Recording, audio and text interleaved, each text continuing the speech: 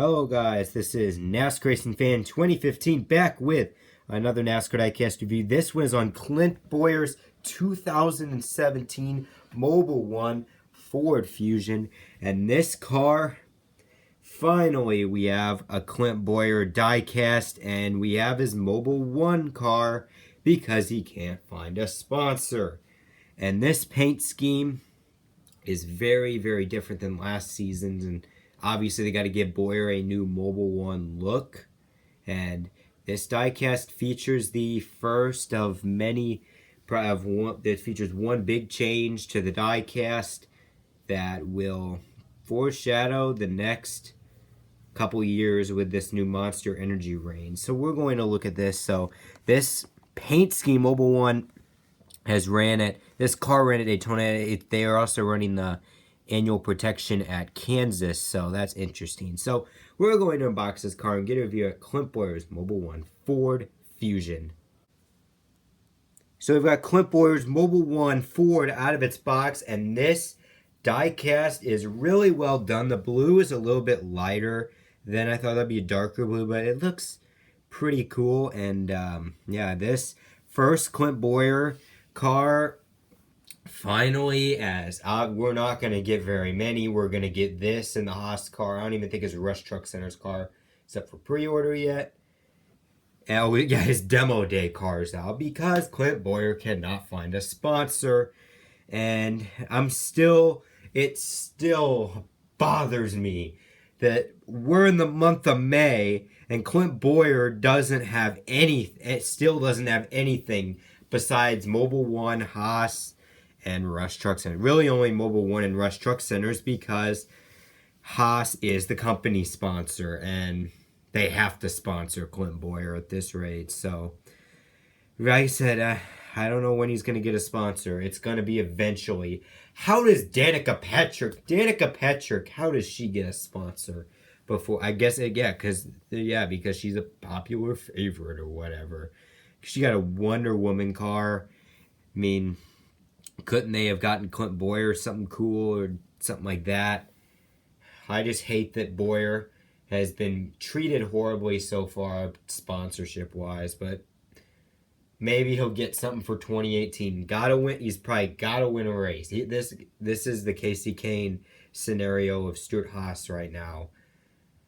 Got to win a race. He's got to perform. Got to make the chase or playoffs or whatever it is, and got to be a strong threat. Or otherwise, I don't think he's going to get a sponsor. But good to see Mobil 1, I guess, sponsor a couple races here and there, even though they shouldn't have abandoned him for Harvick.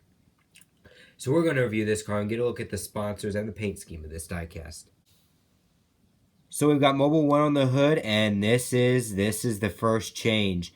No Bowyer, and it's not on the front anymore, and we'll get to that in a minute. I wish they would have just had the full, it just looks kind of weird. I know they're going for accuracy, but this is just kind of weird that they just leave it blank. I mean, can't they keep the Ford and the windshield? Just get rid of the monster logo. I mean, it just looks just weird without it. The only thing I like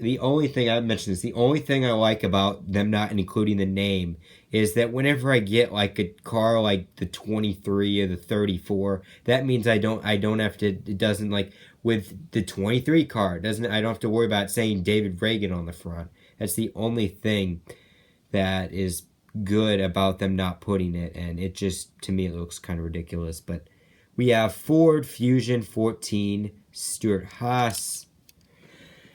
And this side we have the using attendings, and yes, that is a new NASCAR logo, and yes, it is chipped, so that's great.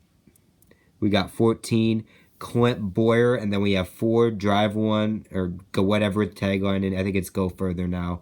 Mobil 1, Jimmy John's Rush Truck Centers, Mobil 1, Exalta, two other sponsors, Haas, Mobil 1, American Ethanol, Mobil 1 on the back, Ford, 14, Mobil 1 on the deck lid, and there's Bowyer's name on the back windshield, awkwardly placed.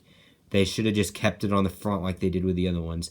No roof sponsor, which to me is kind of a surprise, but yeah, I don't know. I think they had it last year like that, or like they had the roof sponsor and I guess now they don't, and there's the other side. So the paint scheme of this diecast is very, very simple. It's the red, white, and blue car, so you got a white splitter there. You can see the top is your typical white, and then on the side, and try to get this back into focus, you can see the blue, like the red, the white, and the blue, they start to stripe, and this thing is not doing well today. So then after that, this thing wants to work. That'll have to do. So we have the white, the strip of red, small strip of red, and then the white, and then the blue. The 14 is in red, outlined in blue, which is, it's okay, I guess. And then they see it swoops to the back, and awkwardly enough, it stops. The back's just all white, but, I mean, it is what it is. Then there's the top, and then, yeah, mainly just white car with a couple designs. There's the other side. So now it is time to get a comparison between last year's and this year's car.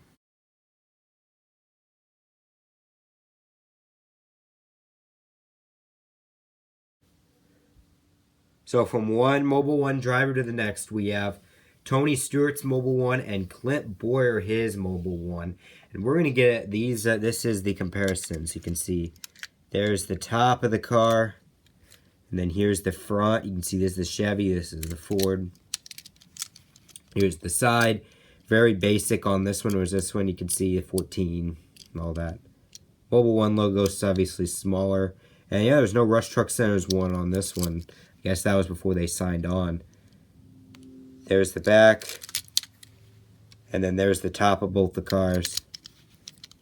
Then here is the right side. So if I picked one, obviously I'm going with the Tony Stewart. I just felt like this one was more accurately representing Mobil 1, but the Bowyer one's not horrible, and now it is time to get a rating on the Bowyer car. Something else I did not catch here, this spoiler is indeed smaller. So this is probably the first accurate diecast. As you can see, spoiler is pretty small compared to the Tony Stewart car right here. So yes, the accurate spoilers are also now on the 164 cars.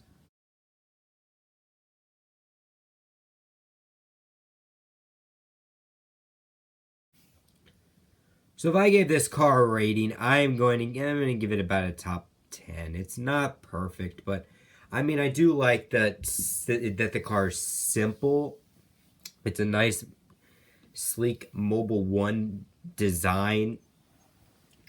No, I mean, I normally don't care for white cars. Maybe they could have done more with the blue, but it has a Ford look to it, though. I mean, it has that. I mean, like with the swoop and all that, it just feels like a Ford car. And I mean, don't prefer it as much as Tony Stewart's awesome ride, but this car, it's somewhere about mid-pack. I mean, it's probably better than his 2015 one, where the blue just the blue in the middle of those two stripes, the blue did not feel like it was supposed to go there, and it was just really weird. I'd say this one is certainly better, and it does meet the mark. So I would buy this car. I mean, Clint Bowyer probably won't get a sponsor, and if he does, then his car won't come out until December. So I just get this car and just use this one for the rest of the year. So that's the end of the video, guys. If you like this video, give it a like me on Facebook, like me on Twitter, or follow me on Twitter. Subscribe for more videos. This is NASCAR Racing Fan 2015 signing out. We're going to leave you with victory.